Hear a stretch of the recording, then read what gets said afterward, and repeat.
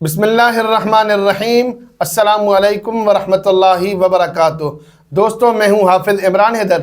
آج انشاءاللہ تعالی آپ حضرات کو نسب بندی کے حوالے سے عمل اور وظیفہ بتاؤں گا۔ وظیفہ بیان کرنے سے پہلے ایک بات ذہن نشین فرمائیں، آپ کے ساتھ کوئی بھی معاملہ ہو، سب سے پہلے آپ ڈاکٹر سے مشورہ کیا کریں، ڈاکٹر سے اپنا مکمل علاج کروائیں، اس کے بعد ان وظائف کی طرف آئیں۔ یہی صحیح اور اسلامی طریقہ ہے۔ آج کا وظیفہ جو بیان کرنے جا رہا ہوں وہ نسب بندی کے حوالے سے ہے۔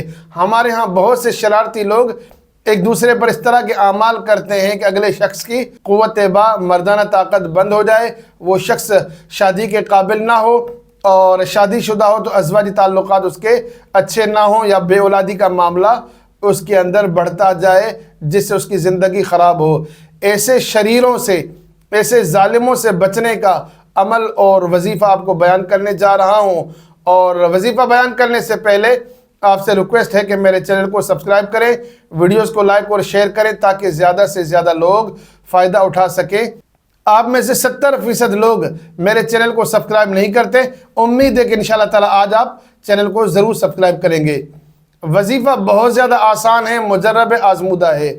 اگر کسی شخص کو لگے یا معلوم ہو یا یقین ہو جائے کہ میرے ساتھ نسب بندی کا معاملہ کیا گیا ہے، کسی نے شرارت کی ہے، آپ کے ساتھ ہو تب بھی عمل کریں، اور کسی اور کے ساتھ ہی عمل ہو تب بھی آپ یہ عمل کر سکتے ہیں۔ 70 بار سورہ اخلاص، 70 بار درود شریف، 70 بار تیسرا کلمہ۔ سورہ اخلاص، بسم اللہ الرحمن الرحیم، قل هو اللہ احد اللہ الصمد لم یلد ولم یولد ولم یکن له کفوا احد۔ اور درود شریف، اللہم صلی علی محمد وعلی آل محمد کما صلیت علی ابراہیم وعلی آل ابراہیم انک حمید مجید۔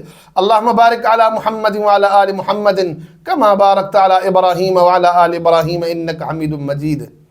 یہ درود شریف پڑھیں۔ اور تیسرا کلمہ، سبحان اللہ والحمد للہ ولا الہ الا اللہ واللہ اکبر ولا حول ولا قوة الا باللہ العلی العظیم۔ 70 بار سورہ اخلاص، 70 بار درود شریف، 70 بار تیسرا کلمہ پڑھ کر کسی کھانے پینے کی چیز پر دم کریں، اور بلا ناغہ 11 دنوں تک انشاءاللہ تعالی اس عمل کو کریں۔ اللہ نے چاہا اس عمل کی برکت سے نسب بندی کا کوئی بھی جادو کیا گیا ہوگا، کسی بھی طرح کا جادو کیا گیا ہوگا، اس عمل کی برکت سے وہ جادو کا اثر ختم ہو جائے گا۔ اللہ کا فضل ہوگا، اللہ کی مہربانی ہوگی۔ اسی کے ساتھ اجازت چاہتا ہوں۔ السلام علیکم ورحمۃ اللہ وبرکاتہ۔